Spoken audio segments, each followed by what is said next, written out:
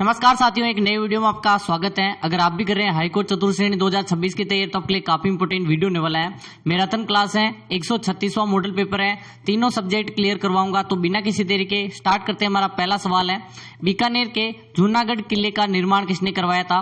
राव बीका ने करवाया, राव कल्याणमल ने, महाराजा राय सिंह ने या फिर राव जेत सिंह ने। ठीक है, सभी को आंसर करना है कि जूनागढ़, जो कि आपको पता ही होगा बीकानेर के किले को कहते हैं, और पहले यहाँ पर बीका जी की टेकरी थी और फिर बाद में जूनागढ़ का निर्माण करवाया था। किसने निर्माण करवाया था? राय सिंह ने। ठीक है, सी ऑप्शन आपका क्लिक कर दो, बिल्कुल सही बता रहे हैं। काफी लोग यहाँ पर इनके मंत्री थे करमचंद, नाम इनका याद रखना है क्योंकि इन्हीं की देखरेख में 1500 यहाँ पर नेवासी से लेकर 1594 ईस्वी के मध्य इसका निर्माण हुआ था। ठीक है, जमीन का जेवर भी कहते हैं, मोस्ट इंपोर्टेंट लाइन है। ठीक है, जमीन का जेवर किस किले को कहते हैं? जूनागढ़ किले को कहते हैं।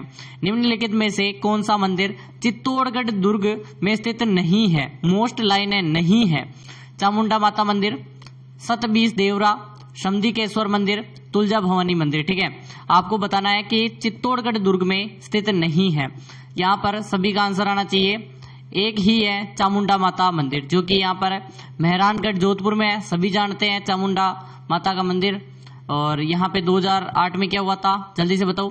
चामुंडा माता मंदिर जो कि मेहरानगढ़ जोधपुर में है, जबकि सतबीस देवरा जैन मंदिर है, समधिकेश्वर मोकल मंदिर है, तुलजा भवानी मंदिर सभी के सभी चित्तौड़ में स्थित है। ठीक है, फिर बात करते हैं तीसरे प्रश्न की। 9 मंजिला के, यहाँ पर 9 मंजिल के विशाल कीर्ति स्तंभ को राणा कुंभा ने अपने किस यहाँ पर उपास्य देव को समर्पित किया, यानी अपने किस देवता को समर्पित है? सबसे इंपॉर्टेंट है, किस देवता को समर्पित है? शिव, हनुमान, राम या फिर विष्णु। ठीक है, काफी इंपॉर्टेंट प्रश्न है कि जो आपके कीर्ति स्तंभ है कितने मंजिला? 9 मंजिला। विजय स्तंभ और कीर्ति स्तंभ, ठीक है, अलग अलग चीजें हैं। बेसिकली अगर हम देखें तो विजय स्तंभ को ही कई बार कीर्ति स्तंभ बोल देते हैं। तो बेसिकली 9 मंजिला है और सभी का आंसर आ रहा है विष्णु। ध्वज भी कहते हैं, इसीलिए यह विष्णु को समर्पित है। डी ऑप्शन बिल्कुल करेक्ट आ रहा है। कीर्ति स्तंभ से तात्पर्य विजय स्तंभ है और 9 मंजिला यह है भगवान विष्णु को समर्पित है, इसीलिए इसे विष्णु ध्वज भी कहते हैं। फिर बात करते हैं, वागड़ी बोली राजस्थान के खालिस्तान भाग में बोली जाती है। वागड़ी बोली कहाँ बोली जाती है? उत्तरी पूर्वी राजस्थान में, दक्षिण पूर्वी राजस्थान में, दक्षिण पश्चिमी राजस्थान, पश्चिमी राजस्थान। ठीक है, जैसे कि अगर मैप बना के थोड़ा सा अगर हम समझे कि आपके भाषा का जो टॉपिक है ना, हमेशा आपको मैप बनाना ही पड़ेगा। वागड़ क्षेत्र कौन सा है? डूंगरपुर और बांसवाड़ा। ठीक है, ये पूरा भाग है। अब ये किस भाग में आता है? क्या ये उत्तरी पूर्वी में आता है? उत्तरी पूर्वी में तो ये आता है, क्लोज कर दो। दक्षिण पूर्वी में, दक्षिण पूर्वी में ये आता है, इसको भी क्लोज कर दो। पश्चिम में आता है, पश्चिम में तो मारवाड़ी आता है, ये भी क्लोज कर दो। बचा कौन? दक्षिण पश्चिम, दक्षिण और पश्चिम, बिल्कुल आपका सी। ठीक है, काफी लोग ऐसे प्रश्नों को गलत करके आते हैं, दक्षिण पश्चिम सही है और बेसिकली फिर आकर माथा पटकते हैं। निम्नलिखित में से किस बोली पर मालवी का शक्तिशाली प्रभाव पड़ता है? ठीक है, ढूंढाड़ी, अहिरवाटी, वागड़ी और मेवाती। इसको भी स्टार लगा दो, इंपोर्टेंट है कि मालवी का शक्तिशाली प्रभाव किस भाषा पर पड़ेगा। मालवी भाषा अगर हम देखें तो आपको पता ही होगा, मालवा क्षेत्र जो कि आपका यहाँ पर पड़ता है। कहाँ पे? इसको भी मैप के माध्यम से समझा देता हूं जिससे आपको लंबे समय तक याद रहे। ठीक है, ये जैसे कि राजस्थान है। ठीक है, तो अगर हम देखें तो यहाँ पर पूछ क्या रहा है कि मालवी का शक्तिशाली प्रभाव। ढूंढाड़ी कहाँ पे? ये है ढूंढाड़ी, ये ए है। अहिरवाटी मेवात क्षेत्र में, ये बी हो गई भाषा। वागड़ी, ये वागड़ क्षेत्र सी हो गई। मेवाती भी यहीं पे है। ठीक है, ये डी हो गई। अब आप देखो, मालवी भाषा यहां बोली जाती है। अब इसका प्रभाव कहां सबसे ज्यादा होगा? सबसे पास कौन सी है? C number, Wagdi. तो यहाँ पे तो पड़ेगा नहीं, इतने ऊपर जाकर यही पास में ही प्रभाव पड़ेगा। ठीक है, जो पास में होता है उसी पर प्रभाव पड़ेगा ना। वागड़ी पर गुजराती और मालवी दोनों का प्रभाव है। कहीं पे एग्जाम में पूछ ले कि वागड़ी भाषा पर किन दो भाषाओं का प्रभाव पड़ा है, तो गुजराती साथ में मालवी। ठीक है, फिर बात करते हैं, वागड़ी बोली किस क्षेत्र की बोली जाती है? तो वागड़ी बोली अभी डूंगरपुर बांसवाड़ा बताया था, इसमें तो कितना सोचने वाली बात ही नहीं है। इसे व्याघ्र घाट या वागड़ कहलाता है। ये निम्नलिखित में से कौन सा लोक नृत्य होली पर नहीं किया जाता है? नेजा, चंग, पेजन और गेर। ठीक है, होली पर नहीं किया जाता है। बताओ। पेजन बिल्कुल आपका सही है। ठीक है, ये होली पर नहीं किया जाता।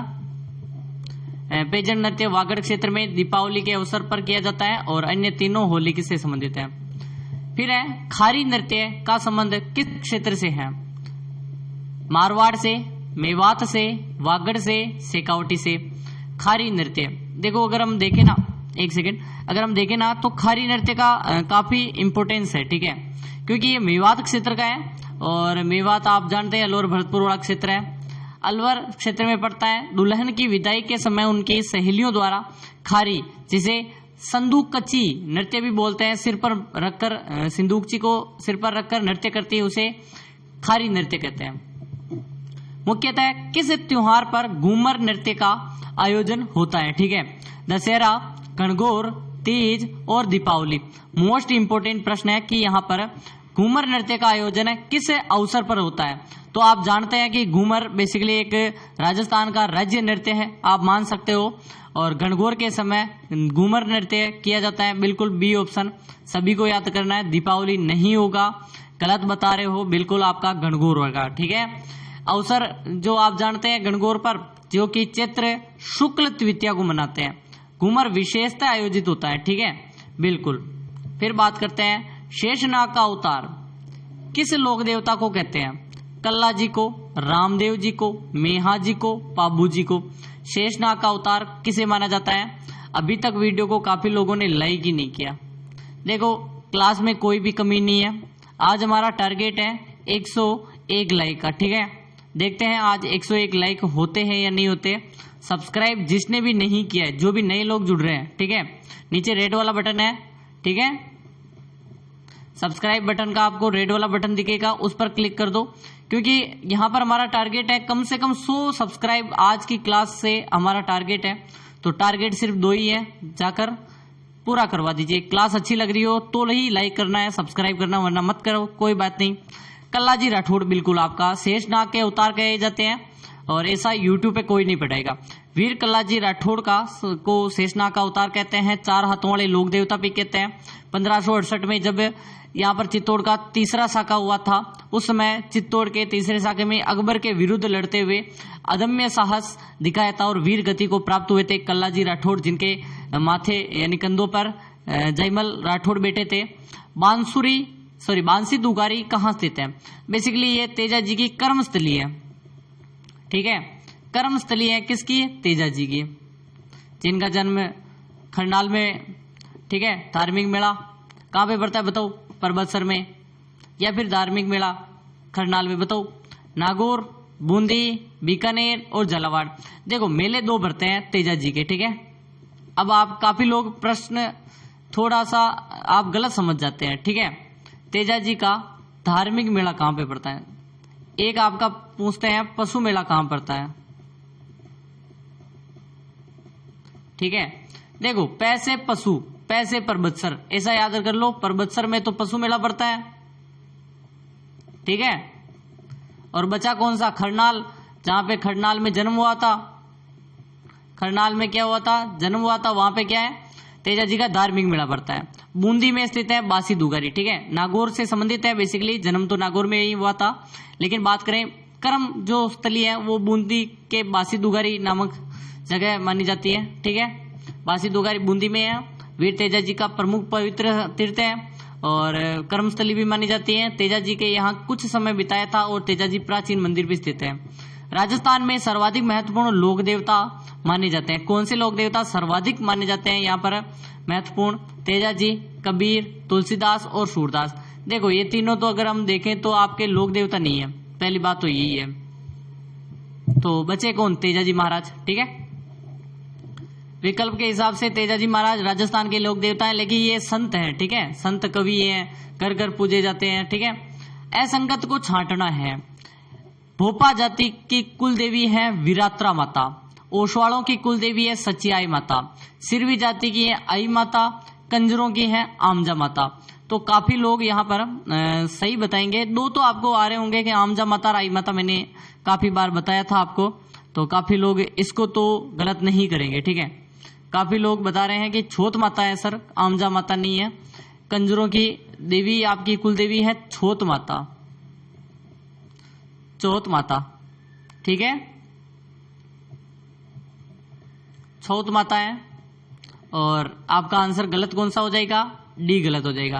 बाकी भोपा जाति वीरात्रा माता है उनकी कुल देवी, ओसवाड़ों की कुल देवी है सचियाई माता, सिरवी जाति की है आई माता, कंजरों की है छोत माता, ठीक है। बेसिकली अगर हम बात करें, आमजा माता केलवाड़ा राजसमंद में भीलों और ब्राह्मणों की संयुक्त रूप से आराध्य देवी है। रियासतों की कुल देवियों का असंगत युग्म को छांटना है। जयपुर शीला देवी मंदिर, कोटा भदाना माता, भरतपुर राजेश्वरी माता, उदयपुर बाण माता। तो आपको पता ही होगा राजेश्वरी माता जाट जो आपके जाति है उसकी देवी मानी जाती है, जाटों की देवी कुल देवी है। और बात करें कोटा के में भदाना माता है, बिल्कुल है। जयपुर में शीला देवी का मंदिर है, लेकिन बाण माता का मंदिर उदयपुर में नहीं है, ठीक है, उदयपुर में नहीं है।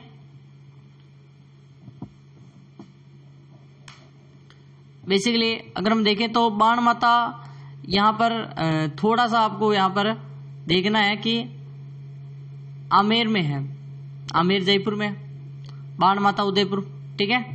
डी गलत है, लेकिन यहाँ पे थोड़ा सा आपको यहाँ पर आंसर थोड़ा सा गलत दे रखा है, यहाँ पे डी करना था मेरी टीम से शायद, ठीक है। और बाकी आप देख लो, ठीक है। इसको दो हिसाब से भी मान सकते हैं। अगर हम देखें इसी प्रश्न को, ठीक है, इसी प्रश्न को अगर हम देखें तो जयपुर के जो यहाँ पर कछुआ वंश है उसकी देवी पूछ सकता है कि देवी कौन से, कोटा में है भदाना माता, भरतपुर के जाटों की है राजेश्वरी माता, उदयपुर के शिशोदियों की बाण माता कुल देवी है। इसी प्रकार इसको एक अदर वे में अगर लेना तो इसको अगर हम, तो आपका पहला सही होगा क्योंकि शीला देवी नहीं है, जमुआई माता है इनकी कुल देवी। तो यहाँ पर आपका कुल देवी जमुआई माता, जमुआ रामगढ़ जयपुर में है, तो ये गलत है। तो इसी हिसाब से आपका पहला भी यहाँ पर अगर हम देखें तो एक तरह से ये भी गलत है, ठीक है। तो ये प्रश्न डिलीट होने वाला था। किस देवी की पीठ की पूजा और पीठ का श्रृंगार व पीठ के दर्शन किए जाते हैं? किस देवी की पीठ की पूजा करते हैं, पीठ का श्रृंगार करते हैं और पीठ के ही दर्शन करते हैं? अंबिका माता, जीर्ण माता, ब्राह्मणी माता और सुंडा माता, ठीक है। सुंडा माता बोलते हैं, जालोर में स्थित है, ठीक है। 2006 में प्रथम रोपवे लगा था यहाँ पे, 2006 में 800 मीटर लंबाई थी, ठीक है। अभी तो 8-9 हो गए हैं बेसिकली। पीठ की पूजा ब्राह्मणी माता, इनकी भी एक लंबी स्टोरी है, कभी सुनाऊंगा आपको। ब्राह्मणी माता सोरसन 12 में स्थित है। ब्राह्मणी माता विश्व की एकमात्र ऐसी देवी है जिसकी पीठ या बेक की पूजा की जाती है, श्रृंगार किया जाता है और माघ शुक्ल सप्तमी को यहाँ पर गधों का मेला पड़ता है। पर्यटन विभाग द्वारा आभानेरी महोत्सव जो कि दौसा में आयोजित होता है, कब आयोजित होता है? सितंबर अक्टूबर में, मार्च अप्रैल में, जून जुलाई में और नवंबर दिसंबर में, ठीक है। तो आप बताओ आभानेरी दौसा में जो महोत्सव है वो कब आयोजित होता है?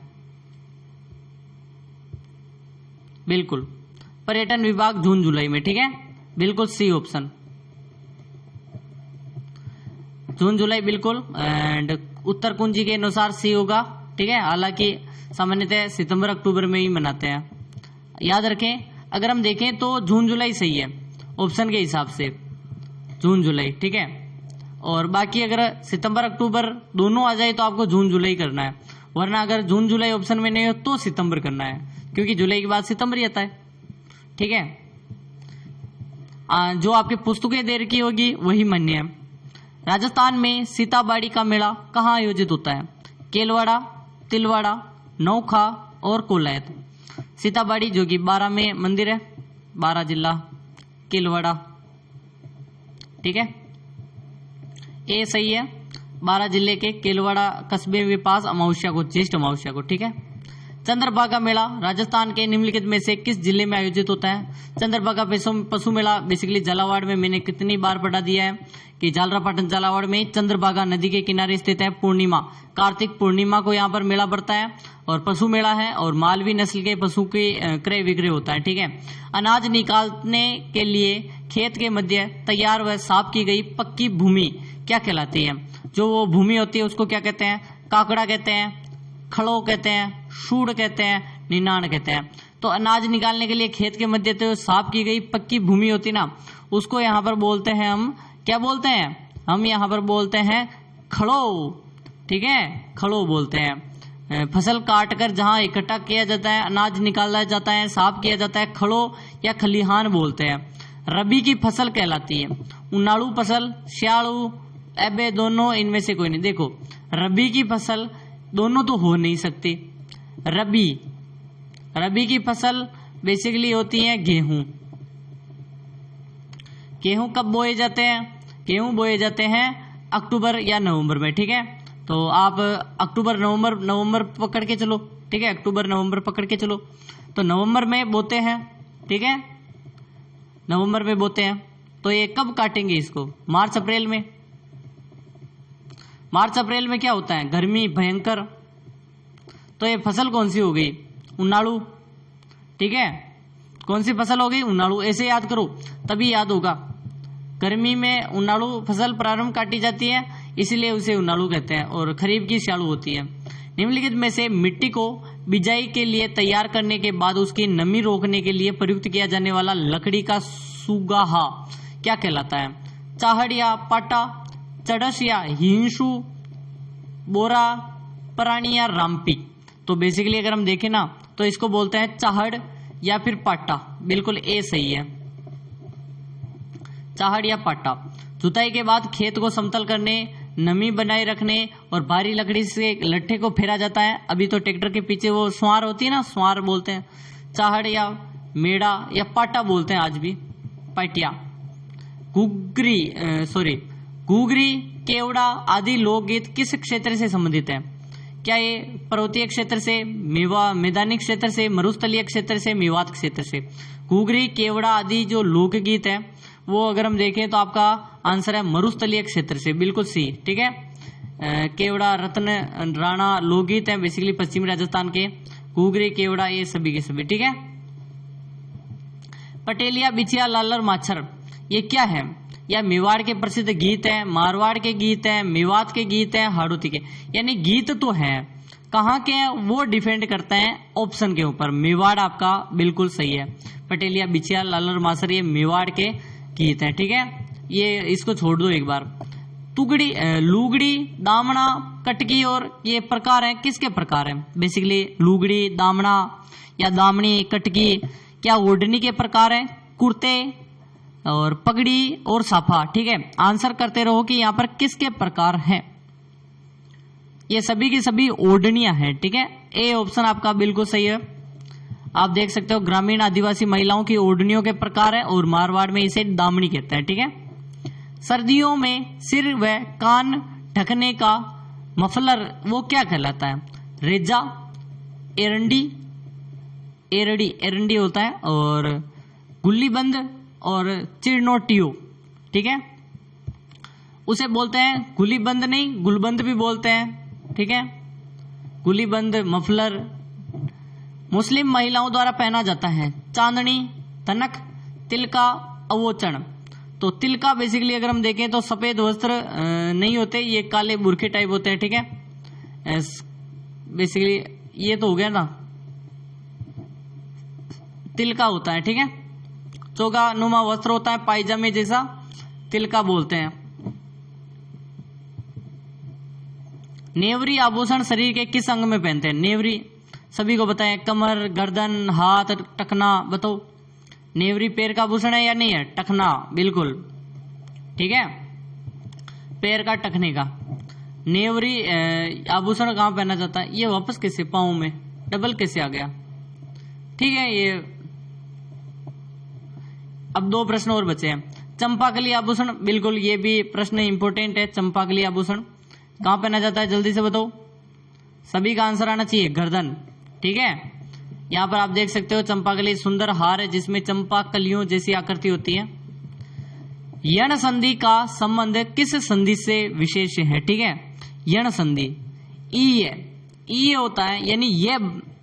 ठीक है, व्यंजन संधि, विसर्ग संधि, स्वर संधि, दीर्घ संधि। तो यण संधि किसका भाग है? बताओ बताओ, यण संधि किसका भाग है? बताओ कमेंट करके।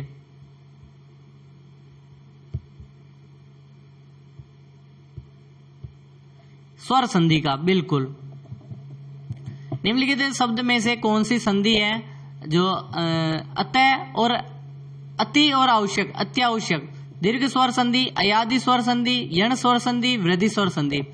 अति और आवश्यक, अत्यावश्यक, तो आधा तय हो गया इसका तो, और इसका ये बन गया ई है, ये बन रहा है, ये ई है, ये यानी यण संधि, ये भी यण संधि, ठीक है। फिर है सु और आगत, स्वागत, आधा से बन रहा है, ई है, ई व, तो अगर हम देखें तो स्वागत। विश्वामित्र में सही संधि विच्छेद क्या होगा? विश्व मित्र, विश्वामित्र, विश्व मित्र, विश्व अमित्र, ठीक है। तो बेसिकली अगर हम देखें तो विश्व और अमित्र होगा, ठीक है। मन है भाव, मन भाव, मन है याव, मनोभाव, मन याव, ठीक है। तो मनोभाव होता है, ठीक है, बिल्कुल सी, यस है ऑप्शन। जिस सर्वनाम में किसी निश्चित वस्तु का बोध न हो उसे क्या कहते हैं? पुरुषवाचक, निश्चयवाचक, निजवाचक, अनिश्चयवाचक, क्या कहते हैं? देखो, जिसका बोध न हो यानी अनिश्चय। निजवाचक सर्वनाम है तुम, वह, स्वयं और हम। निज यानी खुद, खुद यानी स्वयं, ठीक है। इनमें सर्वनाम का विकारक शब्द है। सर्वनाम का विकारक शब्द कौन सा? बताओ। सर्वनाम कमेंट करते जो। लिंग, वचन, कारक और तीनों, यानी कि सर्वनाम में किससे विकार उत्पन्न होता है? तो तीनों से होता है। निम्नलिखित में से कौन सा वाक्य अन्य पुरुष में है? अन्य यानी दूसरे के लिए बात कर रहे हैं। मैं बता तो रहा हूं, नहीं। उसे पुस्तक दो, यहां पर उसे पुस्तक दो किसी अन्य के लिए यूज हो रहा है, ये हो सकता है। तुमने ठीक ही सुना है, ये भी नहीं है। तुम कहोगे तो जाऊंगा, सामने वाले के लिए, अन्य के लिए नहीं है, ठीक है। मध्यम पुरुष के लिए है ये कथन, और तुमने ठीक ही कहा, ये भी मध्यम पुरुष के लिए, ठीक है। मत छोड़ो, आप ही चला जाएगा। वाक्य में रेखांकित शब्द सर्वनाम का भेद है। आप ही, आप यानी खुद ही चला जाएगा, खुद यानी निजवाचक, यानी कि आपका आंसर नंबर 1 देखते ही पता चल रहा है। देखो, ऐसे हिंदी के प्रश्न सिंपल हैं और बेसिकली इनमें एक्सप्लेन करने जैसा कुछ होता नहीं है। बाकी निम्नलिखित में से एक स्वर्ण का पर्यायवाची शब्द नहीं है। स्वर्ण का पर्यायवाची नहीं है। हेम, हाटक, हिरण्या, कलधोत, ठीक है। तो बेसिकली स्वर्ण का अगर पूछे ना, बताओ।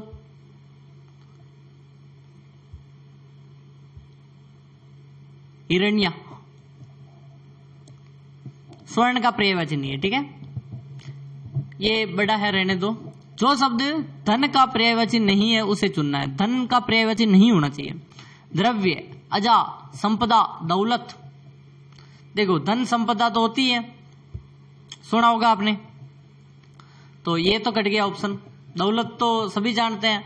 अब 2 ऑप्शन बचे हैं आपके पास, या तो द्रव्य होगा या अजा होगा, ठीक है। तो आपका अजा बिल्कुल सही है। पुत्री का पर्यायवाची शब्द नहीं है। तनय, सुता, आत्मजा और दुहिता, ठीक है।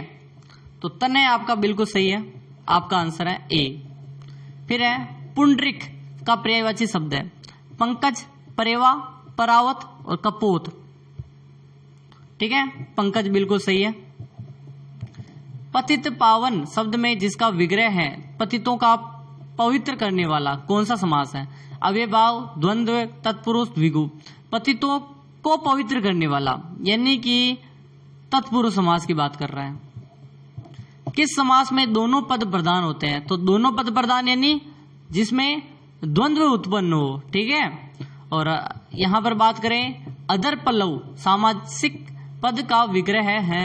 अदर पल्लव में कौन सा समास है? तत्पुरुष, बहुव्रीहि, कर्मधारय और द्वंद्व। मैं फिर से बोल रहा हूं, जिसने भी वीडियो को लाइक नहीं किया आपके लिए इतनी मेहनत कर रहा हूँ, ऐसा कंटेंट यूट्यूब पे कोई नहीं देगा। 101 लाइक का टारगेट है। सब्सक्राइब जिसने भी नहीं किया, रेड वाला बटन है हमारे नीचे, रेड वाला बटन है, दबाकर नोटिफिकेशन को ऑल पे सेट कर दो। हमारे होने वाले हैं 17 के सब्सक्राइब, ठीक है। तो काफी उपलब्धि हमें मिलने वाली है, तो आप एक बार जरूर से। अदर पल्लव में कौन सा समास है, तो इसमें आपका अदर पल्लव, जिसमें आपका हो जाएगा बहुव्रीहि समास, ठीक है। और इसी के साथ आज की क्लास समाप्त करने से पहले एक लास्ट प्रश्न है।